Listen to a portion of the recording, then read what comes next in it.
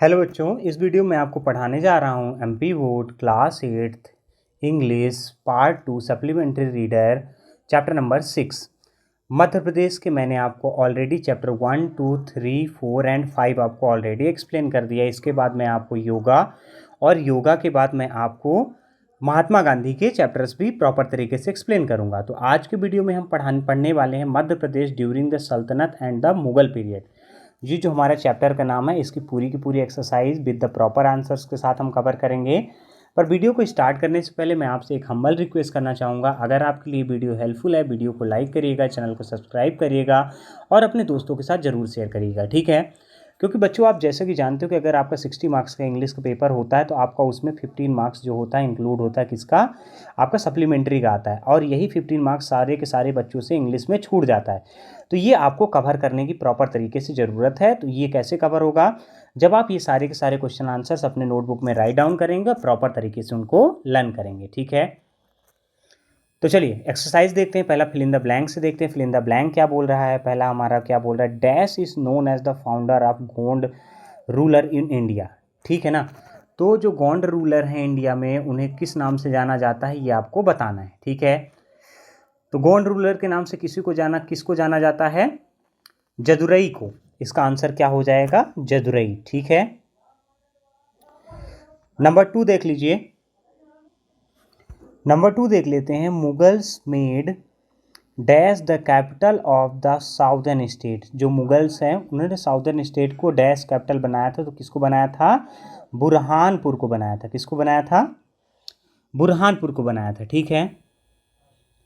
चलिए next question देख लेते हैं। नेक्स्ट क्वेश्चन में हमारे आंसर क्वेश्चन आ चुके हैं, इसको हम देख लेते हैं, इसका डिस्क्रिप्शन और प्रॉपर इसका सोल्यूशन, ठीक है। तो देखिए, when did Malwa become the part of Khilji empire. Khilji empire का मालवा का पार्ट बना था, ठीक है।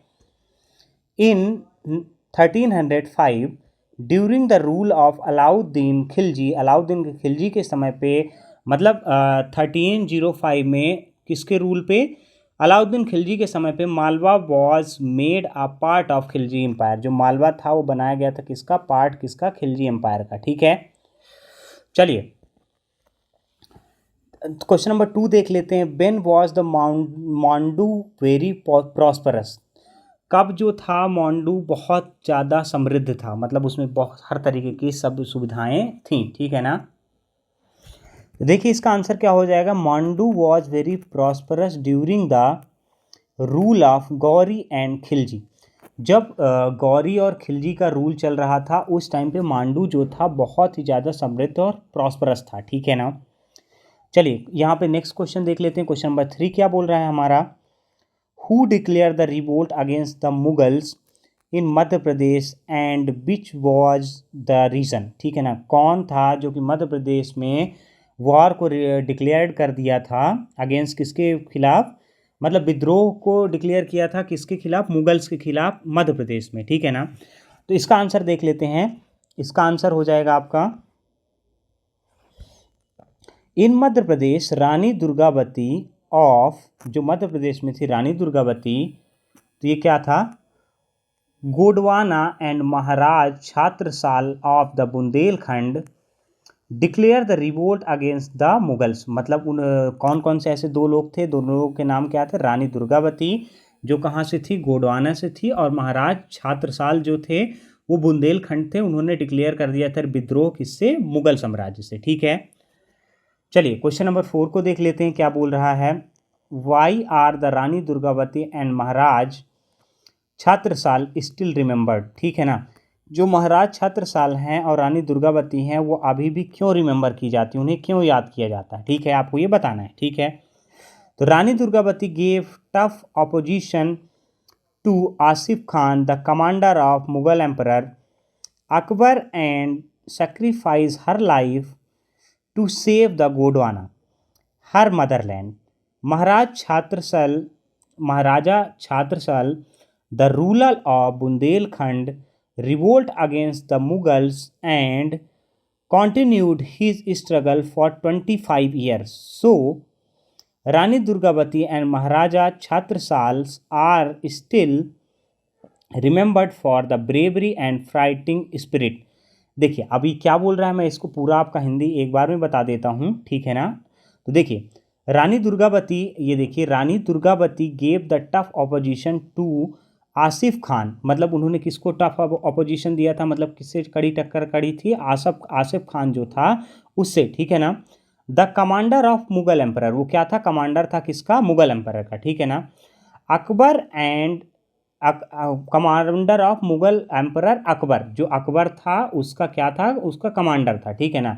And sacrifice her life to save the Gondwana, उन्होंने क्या किया, सेक्रीफाइस किया अपनी लाइफ को गोडवाना को सेव करने के लिए, हर मदरलैंड मतलब अपने मदरलैंड को सेव करने के लिए। Maharaja Chhatrasal the ruler of the Bundelkhand, जो महाराजा छत्रसाल थे वो रूलर थे कहाँ के, बुंदेलखंड के। रिवोल्ट अगेंस्ट द मुगल्स, उन्होंने क्या किया, रिवोल्ट किया किसके अगेंस्ट में, मुगल्स के अगेंस्ट में। And continues his struggle for the 25 year, उन्होंने क्या किया, अपने स्ट्रगल को जारी रखा कितने सालों तक, 25 ईयर्स तक। So Rani Durgavati and the Maharaja Chhatrasal are still remembered, जो रानी दुर्गावती और महाराजा छत्रसाल हैं उन्हें अभी भी रिमेंबर किया जाता है for their bravery and the fighting spirit, मतलब उनकी बहादुरी के लिए और जो उनके फाइटिंग स्किल्स थी, स्पिरिट्स थी, उसके लिए, ठीक है ना। चलिए 5 नंबर क्वेश्चन यहाँ पे है, 5 नंबर क्वेश्चन देख लेते हैं क्या बोल रहा है। How was the Burhanpur an important city during the Mughal rule, ठीक है ना। जो बुरहानपुर है वो इम्पॉर्टेंट सिटी कैसे थी मुगल रूल के टाइम पे, ठीक है ना। तो ये आपको इसका आंसर बताना है। देखिए during the Mughal rule Burhanpur was a very important centre, मगर मुगल रूल के टाइम पे जो बुरहानपुर था वो बहुत ही ज़्यादा इंपॉर्टेंट सेंटर था, ठीक है ना, ऐसा वो बोल रहा है। फिर देखिए आगे क्या बोल रहा है, it was the capital of southern states, ये कैपिटल थी किसकी, साउथर्न स्टेट की। Akbar, Jahangir, Shahjahan and Aurangzeb came and stayed over here, वो आते थे और यहाँ पे रुकते थे फ्रॉम टाइम टू टाइम, मतलब समय समय पर, ठीक है ना। मुमताज़ डाइड हियर, जो मुमताज़ थी वो यहीं पे उनकी डेथ हुई थी। शाहजहां लिव्ड हियर, वो यहाँ पे रहते थे as the governor of the south, वो क्योंकि वो गवर्नर थे किसके, साउथ के, ठीक है ना। दस the Burhanpur was an important city during the Mughal rule, इस कारण से क्या थी कि मुगल रूल के टाइम पे बुरहानपुर जो था वो क्या था, इम्पॉर्टेंट सिटी था, ठीक है। होप करता हूँ बच्चों कि आपको सारी चीज़ें समझ में आई होंगी। अगर आपको सारी चीज़ें समझ में आई हैं तो आप वीडियो को लाइक करेंगे, चैनल को सब्सक्राइब करेंगे और अपने दोस्तों के साथ ज़रूर शेयर करेंगे, ठीक है ना। मैं पूरी की पूरी सीरीज आपके अपने चैनल पे लेके आने वाला हूँ इसी तरीके से, और ये सारे के सारे क्वेश्चन एनसीईआरटी बेस्ड हैं। आपको ये टेंशन लेने की ज़रूरत नहीं कि इनके आंसर्स रॉन्ग हो सकते हैं, ठीक है ना।